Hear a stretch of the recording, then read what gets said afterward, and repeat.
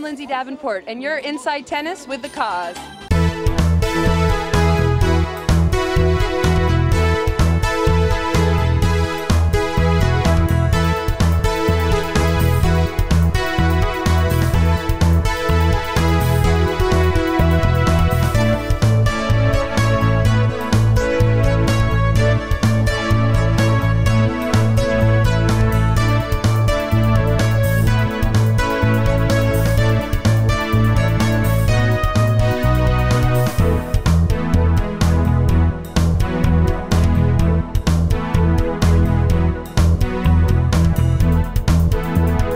It was an industry thrill of a lifetime to sit down for over 3 hours with David Benjamin, tracing his academia, tennis, and business career backgrounds. It was one of the biggest challenges in interview editing to truncate without losing the flavor of this extraordinary educator, coach, and leader. Fans, friends, and family members, let's sit back to savor the David Benjamin moments. Varsity college tennis has come a very long way these past 40 years because of the vision and passion of the ITA's incomparable executive director, David Benjamin. It is now an incredibly rich experience, replete with exciting tournaments, fierce competition, awards for players and coaches and great players over the years, a summer circuit, campus showdowns, kids' days, and a governing body that is the watchdog of varsity college tennis. David, you coached Princeton for 26 years. You guided the Intercollegiate Tennis Association for 3.5 decades. You were a professor of English and history at Princeton, at Harvard. You are a college man. No doubt about it. What has this college tennis life given back to you? That's a very good question, Dave. It's been most of my life. I've always seen the role of coaching college tennis as very similar to teaching courses in that you're an educator. I had to make a difficult decision in the 1970s, when I came to Princeton. I was just finishing my doctoral degree from Harvard in American Studies, had taught at Harvard, gave a couple courses at Princeton, began to coach the Princeton tennis team and actually the Princeton squash team, the men's tennis and men's squash team. And I enjoyed teaching academically a lot and enjoyed coaching a great deal, but it became clear fairly quickly that it was very difficult to do both well, and I would need to decide which I would choose in terms of full-time profession. I decided to continue coaching because I felt that it provided a greater opportunity to really work closely with students and both have a role educationally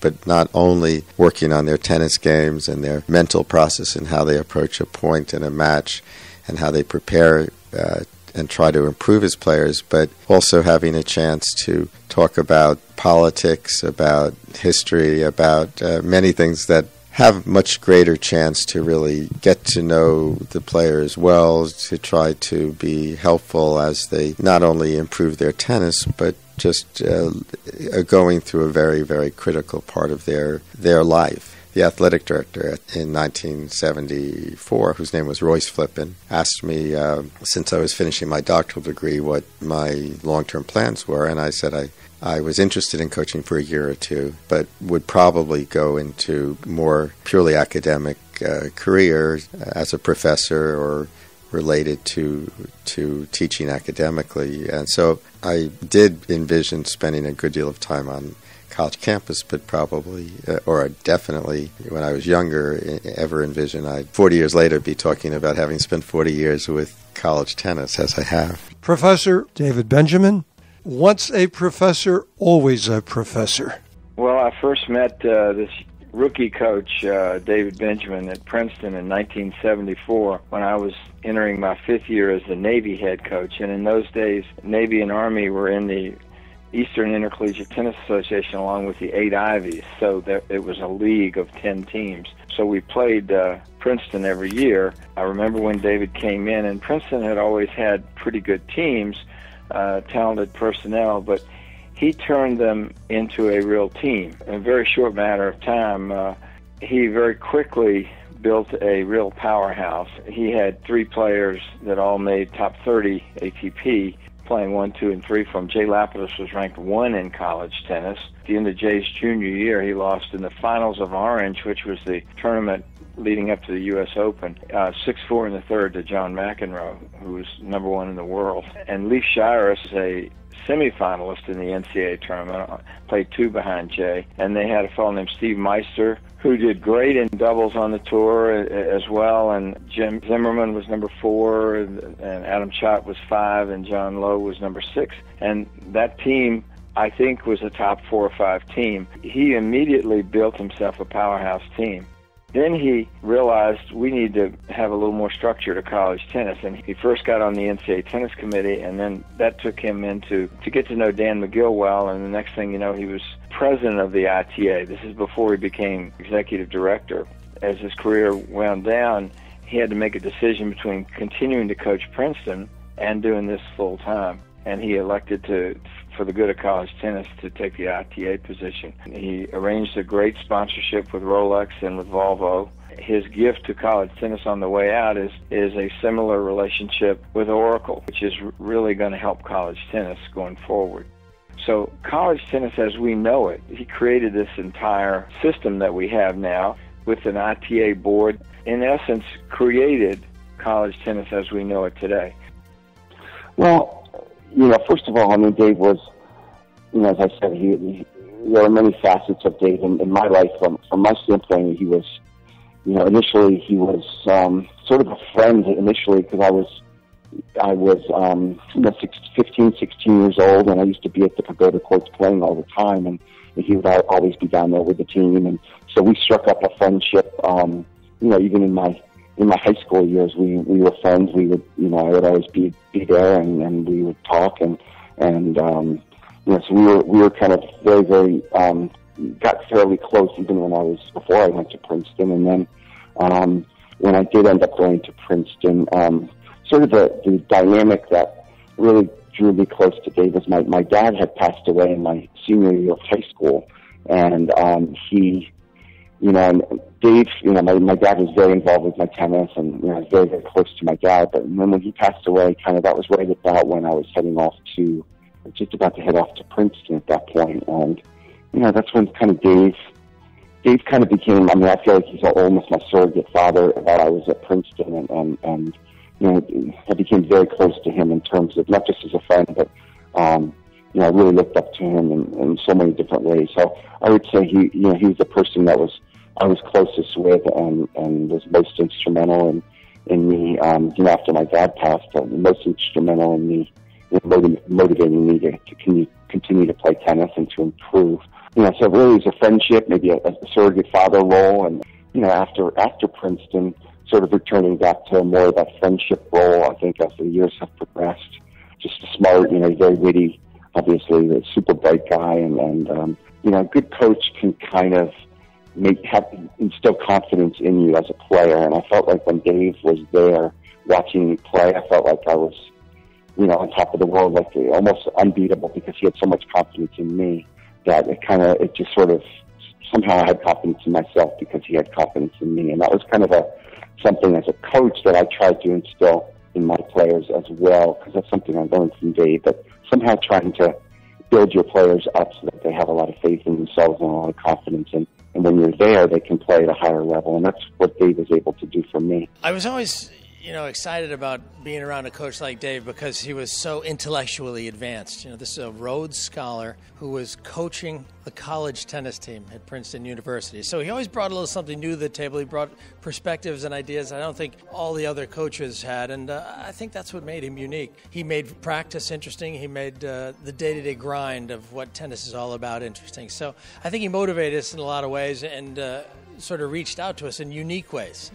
Dave was an important part of the success we had at Princeton in our era, along with Steve Meister and Jay Lapidus and Jim Zimmerman and Adam Schott. We had some teams that were inside the top 8, which was very rare for the Ivy League.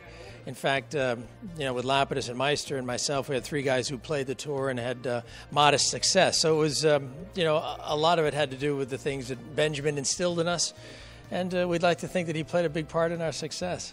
You're the captain of an undefeated Harvard team where you graduated magna cum laude. You coached Princeton a number of decades, 3 top 10 NCAA finishes. You know college tennis as well as anybody. What do you want a kid to get out of college tennis? Well, I think there are very, very, very few players, when you look back over the last 40 years, that have, after playing college tennis at the highest level, have gone on to the highest level of professional tennis. There are very few, as you know, there have been very few players the last 30 years who are American, who have become top 10 or 20 in the world. Even the mission of the Intercollegiate Tennis Association, which really mirrors and reflects the mission, I think, of most people who are coaching college tennis, is personal development through tennis. What I think we all looked for is, one, to help the players have a great college tennis experience.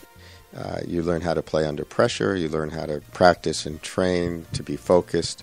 In tennis, experience something that's very unique, which is being part of a team. One of the things, if you talk to 1,000 college tennis players about their college tennis experience, what meant the most to them, it's taught me a great many lessons that are very meaningful in terms of the rest of my life. I feel that college is a great opportunity for young players to improve, to have great coaching, great competition, and if they're talented enough and determined enough and want to be professional players, it's a great springboard. So I strongly encourage, always have, and I think always will, the best young players to look to the college opportunity as part of their development. I know the USTA Player Development Program agrees with that too, and is doing everything they can to encourage. And Patrick McEnroe, who was general manager for 6-7 years, again felt strongly that this does make the most sense.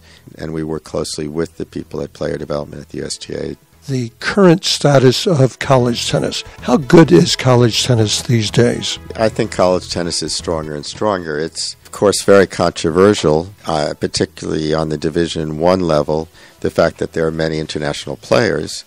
You can argue either side of that in the sense that ideally it would be great to have a higher percentage of the top players be American. But you're dealing with a very strong international pool of young players. American college tennis is unique, and because it's so outstanding and so strong, it's a great magnet, as is the college experience. And college tennis also is very competitive, and there's tremendous pressure on the coaches and the programs to have the best teams to win the conference titles, the national titles.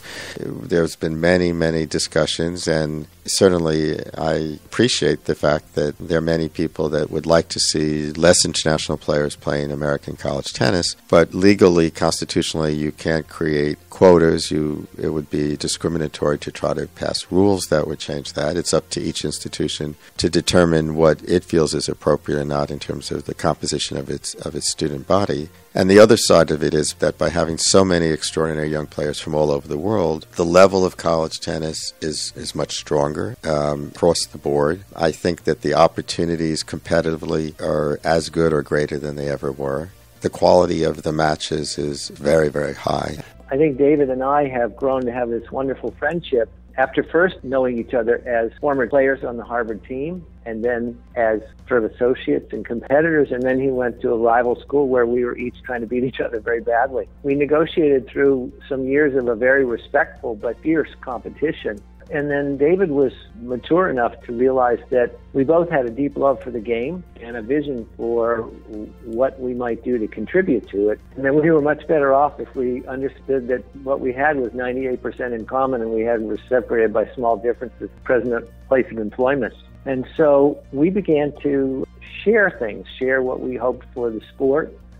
I began to appreciate from a more intimate level David's very large comprehensive vision for what college tennis could be. And I have to admit that the human part of me was when a lot of us looked at David's actions with the ITA back at the time, we were a little suspicious because it seemed just different than what the norm that we had gotten used to.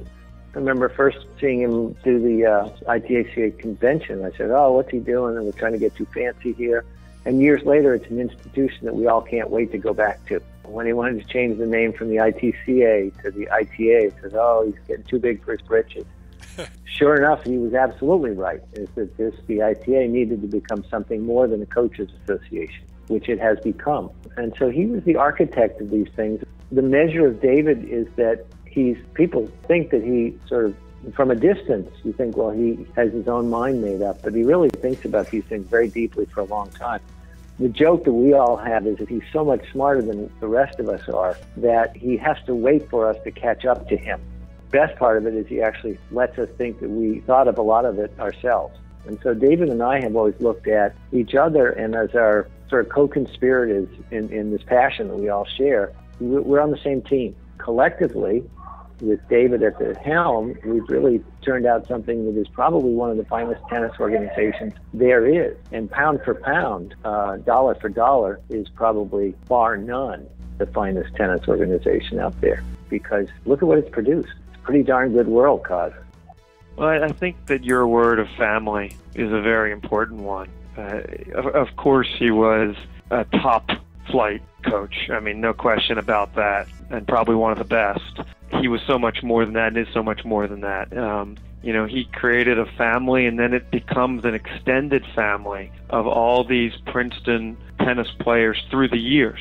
David connects us and brings us together because he is, at the end of the day, teaching us so much more than just on the court. He's teaching us how to think, how to be responsible, good people to the best of our abilities. A very unique man in that regard. Because of his qualities and unique characteristics, intelligence, and wisdom, he's able just to bring together and create this extended family of Princeton tennis, which has been a very important part of my life, and of course my family has tried to stay involved over the years. I met Dave, a 17-year-old recruit to Princeton. He offered me a Coke. He was running late for lunch. I knew at that time, or soon after I went, she loved Coca-Cola, and he was intrigued by my great size and my callousness in every way. So he saw potential there, which was nice. That's another way for saying he did not see results yet, but he took a chance, and I joined the team as in that fall of '82. Watching Jay Lapis and other wonderful players to inspire me. And started off 14th on a 12-person team, but over time, playing with Jay and Ted Farnsworth, ended up number 2 and then number 1 on the team. So great progression as a player, more so probably as a person in the time there. A lot of maturity was needed, and some of it was attained. And then Dave started off as probably the first coach I ever had. He was then a mentor, and over time has become a wonderful, wonderful friend. Along with Martine and the family, I spent time in France, learned French, have been very connected with Dave, Martine, and Alex and Nick over time. When I think of Dave, I think of someone who, whenever you reach out to him, valuable perspective, often unique perspective, humor, insight, and just someone who is always there when you need him. So I've been able to enjoy him as a coach, a mentor, a friend, and I look forward to many, many more years of this partnership, which started on a day many years ago, almost 35 years ago now. Dave was an excellent tennis coach. Having played tennis at a high level himself, he knew the game well and he coached it well. However, what made him extra special as a coach were 2 off-the-court qualities. First, he had been a true scholar athlete as an undergraduate at Harvard, and as such, he was a great scholar athlete role model for the players. And second, he was a much-needed mentor to many players over the years. He had a special way with young people. He was insightful and empathic and had a caring and gentle way that young people liked. How well attended, respected, followed is college tennis on the campus? Well, this is an area where we've had a lot of focus recently. We've had a very active and vigorous 3-year discussion and examination of the way you play a team match. Is this the right time to try to make some changes to have the matches become more exciting, more appealing to spectators? Again, this is being looked at also across the board by all sports, both college and professional. I was just reading an article the other day about baseball and how they want to speed baseball up and how it's a sport that's always been timeless, but now time is more precious. And tennis also has always been timeless. And I know there is concern about trying to set up a format and a way to play a college team match that will create more excitement for the spectators involved, having more people come to watch the match and stay for the whole match. The ITF has allied institution of the NCAA. It has partnered with the USTA, with the USPTA, with the PTR, together with the ITA and the USTA. You've worked on a number of major programs to foster college tennis. Share some of those, David, if you will. We see college tennis as sort of the nexus, the ganglion of tennis. If you think of it, when you're a young player growing up, often you're taking lessons from someone who's a pro and a member of the USPTA or PTR, or you're playing in USTA junior tournaments. If you love tennis and you love competition and you're getting a ranking in the junior, your goal probably will be to play college tennis. It's natural for us to work closely with USTA in terms of handling player development and trying to team up from that point of view with the USTA in terms of its programs, NJTL, and working with the USTA to try to encourage young people in inner city programs to come onto college campuses. We have a variety of programs that we do, Campus Kids Day, campus showdowns, to get younger people, whether from inner city or suburban situations, to expose them to college tennis and education.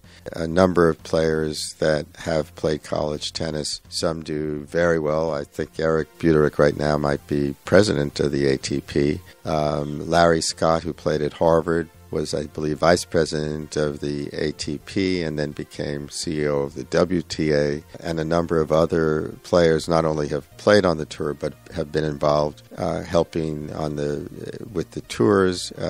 There's a long list of presidents of the USTA, starting at the moment with Katrina Adams, who played at Northwestern and was an outstanding college player, and her predecessor, Dave Haggerty, who played at Georgetown, and his predecessor, John Vagoza, Northwestern, and Alan Schwartz, Merv Heller. Alan Schwartz played at Yale. Andy Andrews, who's the first vice president, will be president 2 years, played at NC State. A number of the members on the board of directors played college tennis, not just now on the board, but over many years. Gordon Smith, who's the executive director and COO, played at Georgia. Kurt Kamperman played college tennis. Again, in terms of the USTA, the ATP, WTA, there are all of these connections. And from our point of view, it's important to have friends everywhere for everyone to be aware of what we're trying to do, to look for help, advice, to piggyback on everyone's resources. There are only about 15,000 varsity tennis players in this country, and there are about 285,000 who played varsity high school. David was a great champion of a non-varsity competition between universities. The last time they had 64 different universities who sent players. This is a very popular activity now. It's helped to spawn more on-campus leagues and play. He is remarkable. Very, very smart man, very warm and friendly. I think we're lucky to have him in this effort for the USTA. Well, in his 37 years as the executive director of the ITA, David Benjamin has been an institution in college tennis. No one has been more dedicated to the health and growth of the collegiate game than he has, and his passion, integrity, and tireless efforts have helped college tennis in innumerable ways. And he is absolutely one of a kind, and our entire sport owes him a great debt of gratitude. Well, I've had a wonderful, long relationship with David. It spans back to late 2002 when we've worked very closely together and collaborated on behalf of varsity college tennis. And he is such a bright, energetic, passionate, talented man, and it's just been a privilege to work with him. Let's take that underscored word, partnership. You put together and established some terrific arrangements with Rolex, Campbell Soup, Volvo, Wilson Sports, DuPont, Adidas, Head, Reebok, and Fila. You impress the tennis world. You always have. But what impressed me personally was you're able to work with the 11th hour offer of a program. We're just talking about the event at the Westchester Country Club with Fila and the Ivy League reunion. I called you and said, hey, we just had a great event with Lexus for the Service Ace, serving with a car. I told Lexus what you were doing up at the country club. I called you and I said, would you like to do it? You said, if you can get the service board up, we're doing it. Boy, what a ball we had.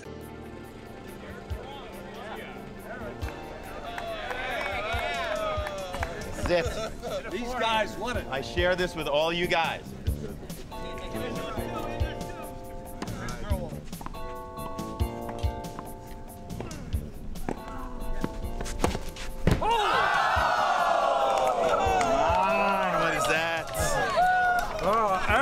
That hole is too small. That was more than a moment. That ball was in. I thought I had it. I thought I had it. I felt it. Exciting just to be here and get it that close.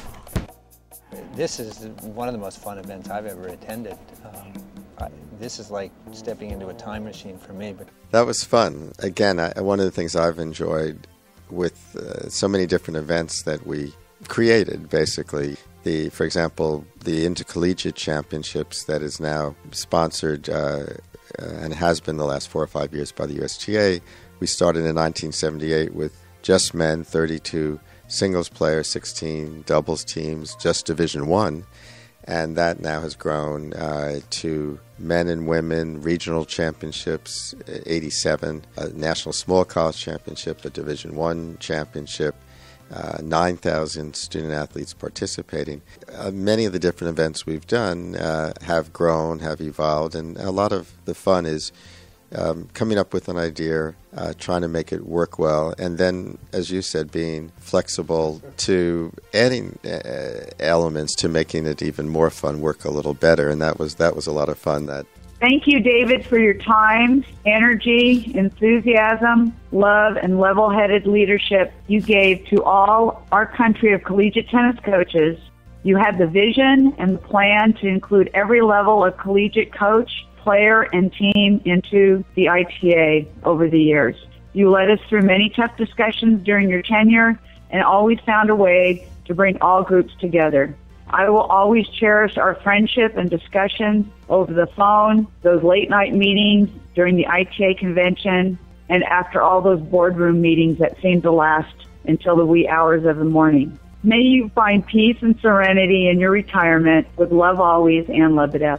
I learned a lot, and it couldn't have been better. Geez, David and I started when I was a student at Princeton, and he was coaching. From there, it went on to just a great relationship, from mentor to colleague to hitting partner to very good friends, family friends. It's been a great ride and continues to be so. I certainly, David's the one that got me, pushed and pulled a little bit to get me so involved with the ITA. But I'm so thankful for him for doing that, because it was a great ride, and I learned so much with him egging me on and helping me through, not just my Princeton career as a coach with the women's program, but with all the ITA issues. I feel like I just learned so much. It's been terrific.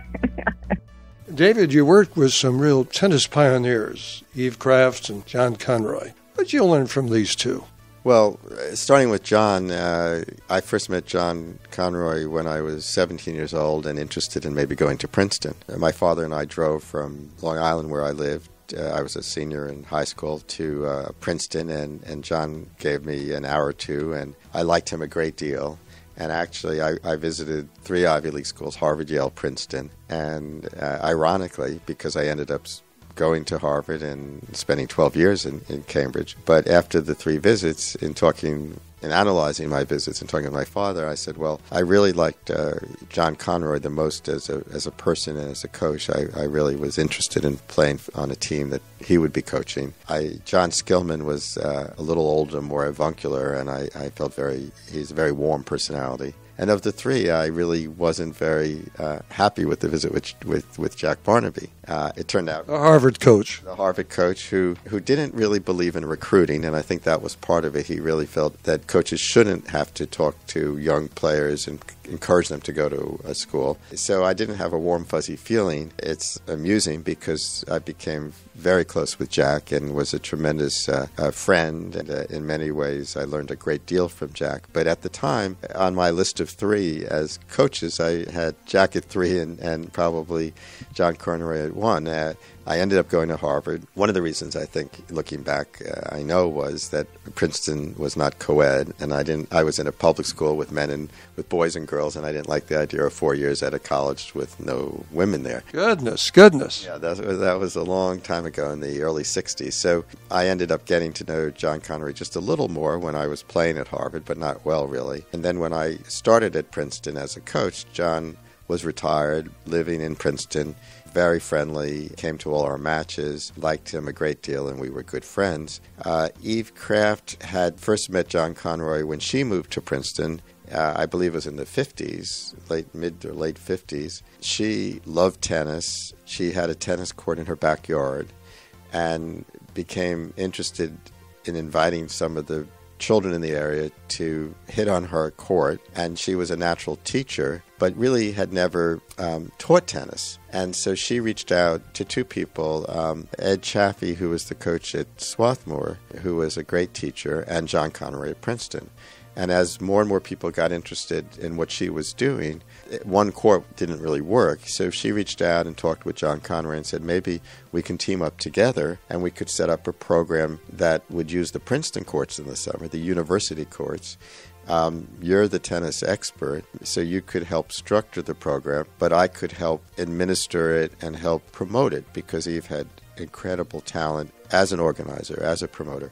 And that was really the very first beginning. It was the beginning of community tennis. And so what is now a major part of the USTA programming and millions of dollars devoted every year was started by Eve and owes a lot of its success. Eve and I were very, very good friends. When I was 19 years old, I was invited by the State Department to train the Togolese tennis team. I always like to joke the greatest title I ever won. I was an honorary Togolese and won the West African Tennis Championships in Lagos in 1964. 10 years later, I got a call from Eve Kraft, 73.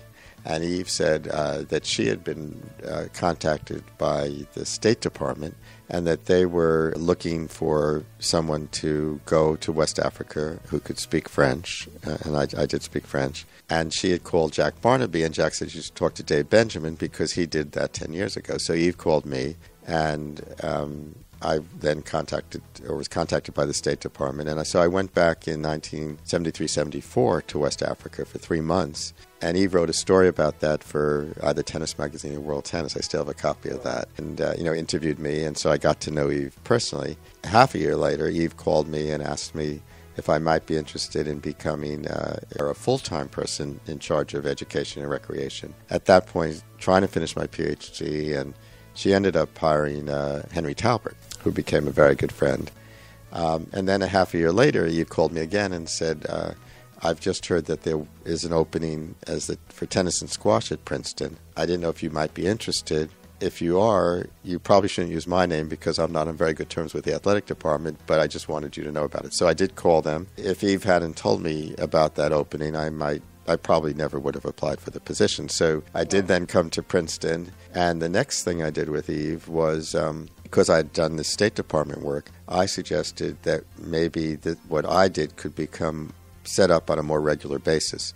So I talked to people at the State Department, and I talked with Eve, and we created something. I still have copies of it called the Joint International Tennis Teaching Projects. State Department gave a grant to the USTA. I was the administrator of it, to set up a series of American teachers who would go over to different countries on behalf of the State Department and the USTA. One of the first people that we sent over was Doug McCurdy, and Doug later became the director of player development for the ITF, and then the general manager of the ITF, eventually the player development program for the ITF. So Eve and I collaborated on that. just always were very good friends. Eve was so central to the tennis community of Princeton, and of course, more and more involved with USTA. I also became involved with USTA. It really was a great friendship. She was an extraordinary person. I think if someone had to make a list of the 10 most important people in the world of the USTA over the last 30 or 40 years, and the influence that they had on the direction and the programs of the USTA, Eve would, I think, be one of those people for sure. You know, David is just such an extraordinary person. I feel so fortunate to have been mentored by David for 14 years. We all know he leads by example. He's modest and humble. He's an educator at heart, and one of the most important things that I've learned from David is that at the end of the day, everything we do is about people. It's meaningful relationships and helping people achieve. It does get stressful at times at the ITA office, but David has a great sense of humor that many people don't realize. He can be very witty, a bit sarcastic, of course ironic, and we've had some great laughs about life's twists and turns and just battling through the stress of day-to-day life at the ITA office. One of the things I'm going to miss most is having those laughs with David. It was a lot of fun. And, you know, I had being the opportunity to be around the Princeton tennis team and the players on the tennis team as I grew up. I got to interact with a lot of interesting people and see how they interacted with my dad and what they learned from my dad and what those relationships were like. I think benefited a lot from that, and then obviously have had my own personal relationship with my dad as a father and as a coach and as a friend, and you know, as a huge positive influence in my life. Take a lot of pride in the relationships my father's had with his players over the years, and also in the relationship that we've had and continue to have. It pretty much everything I do, all of my interactions with people, all my relations, including my relationship with my wife now, and then business relationships. I had such a great example in my dad. I'm lucky that I was his son. You know, I didn't earn that, but it's been an incredible benefit to be able to have the relationship I've had with him, and you know, I think anybody that knows him well and has spent time with him feels the same way. You know, very proud of him, of what he, you know, meant to tennis and college tennis.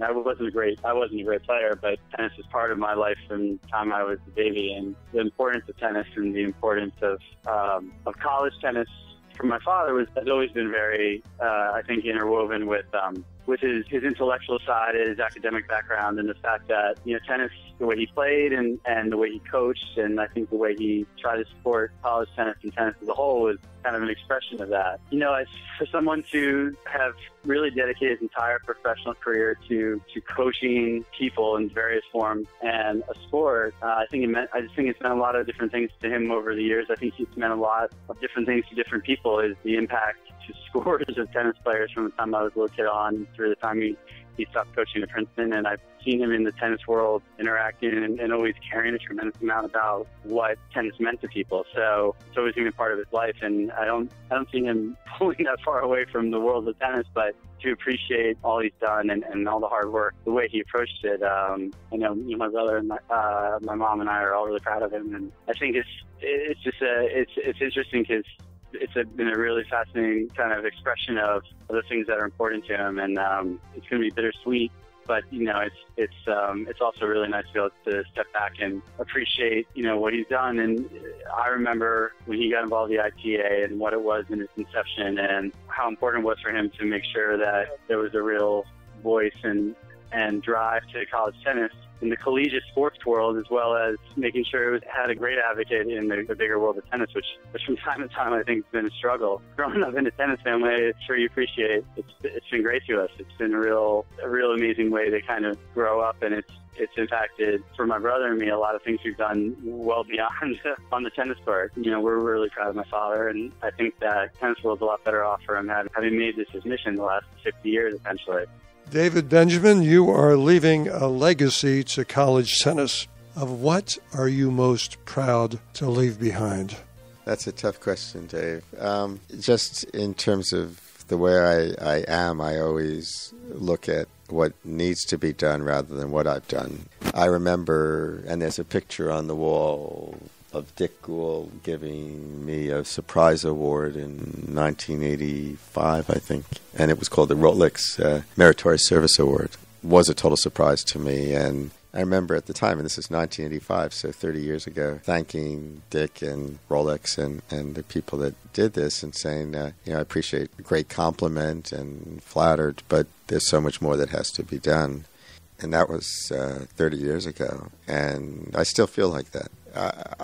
What I feel good about is that I think and I say we because it's been a cliched team effort. There are many, many coaches. We talked about Steve Wilkinson, and he was very, very, very special. And a number of other people. Dan McGill just passed away this summer at the age of 93, and we teamed up on so many projects. Dave Snyder just hit his 80th birthday, and he was president of the ITA before me, and we worked on a lot of projects. And I could list dozens and dozens and dozens of coaches from 30 years ago and current coaches on the men and women's side who have provided tremendous help, commitment, dedication, and then I've had tremendous luck with great staff. Most people don't appreciate the coaches or the people that know the ITA, how few people we have as staff, how little they're paid, and how hard they work.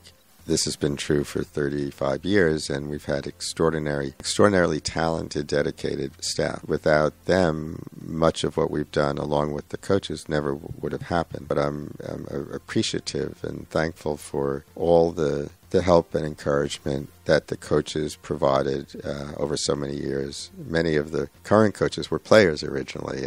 I remember a month ago talking to Tim Cass when I announced I would be retiring and said, we go pretty far back. And Tim had coached at Texas A&M, was on our board of directors, is now a deputy athletic director at New Mexico. I said, I was trying to remember when we first met. He said, well, we met when I was a tennis player at New Mexico, and we came to Irvine and we played the Princeton team. It just shows how old I am, because so many of the coaches who are veteran coaches now, Manny Diaz is a good example, played as players against my teams. And so it's been a great team effort on the part of the coaches, a wonderful staff. Some of the names you might remember, but Tracy Kenny was a wonderful help for a number of years. Nina Miller, who went on to be one of the top people at Gibson Guitar later, executive director of the Gibson Foundation, and then doing a lot of things with Bono, was a fabulous help for 11 years.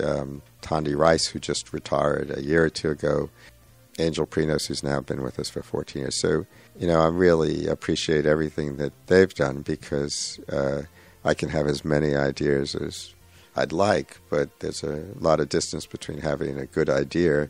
Making it all work has been only possible with everyone's support, help, encouragement. And so I think one of the things, looking back, that I do feel really good about is my both good fortune, but an ability to get a lot of different people to be involved and engaged, to be able to take advantage in a positive way of their skills.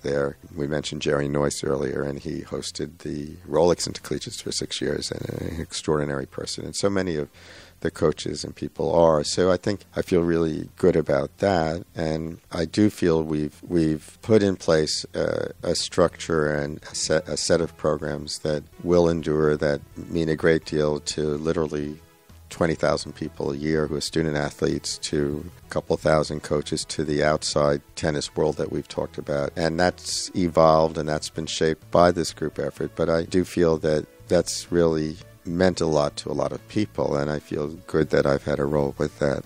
And I said this to our board of directors in explaining that I would be retiring this summer. I do feel that the ITA is in good shape, that if someone were to take a snapshot, what we're doing well and works well. But I also feel, and this is not being said with any false sense of modesty or humility or anything, that there's an enormous amount that remains to be done, that can be done.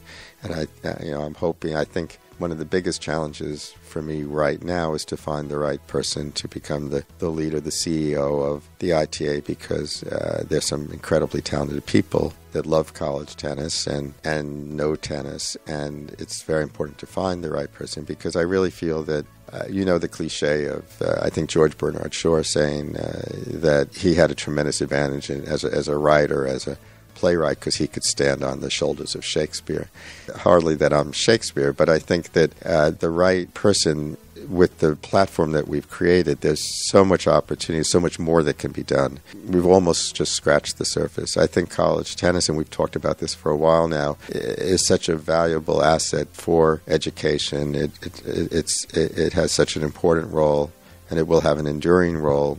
And our group had good ideas that we translated into programs that mean a lot. I know that there are a number of opportunities that we weren't able to tackle, and I wouldn't in any way be surprised if in 5 years or 10 years from now, if I'm still around and look back, I'd say 2015, I thought we were doing a lot, but what the ITA is doing in 2020 is so much bigger and more important and more special. I feel good that I've sort of set the stage for more opportunities to tackle greater, enormous challenges.